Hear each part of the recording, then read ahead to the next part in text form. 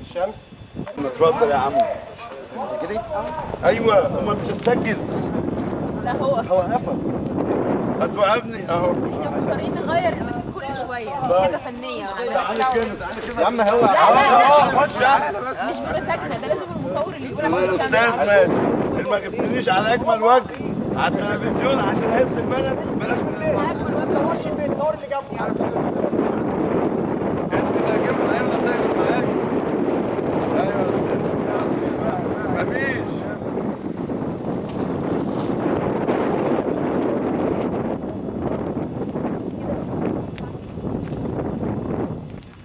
يلا قول زيادة. بس العمل شويه عشان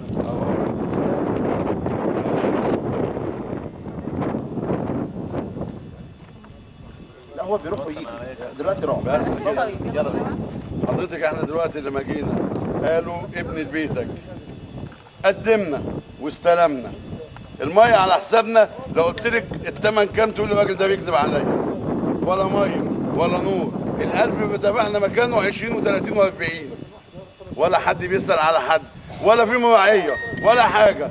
يعني لو قلت لك اللي بتجيبيهم من هنا بتحطيهم هنا وتروح عربيات بقى يطلعوا قدامك اطلعهم لك، ما تقلقيش من اي حاجه. 5 6 عربيات، انا عايزه المكان التاني اللي احنا حاضر بس كده قلبك قاعد كده لا اطلعي. أنا مش قاعده. خايفه؟ طه طلعنا فين؟ معاكي وراكي. يلا اركب يا استاذ طه. اركب يا اخويا. اركب الراكب معاك. رايح فين يا طه؟ يا محمود طه رايحين على فين؟ الخمسة انما نطلع السبعة ولا الستة يا طه؟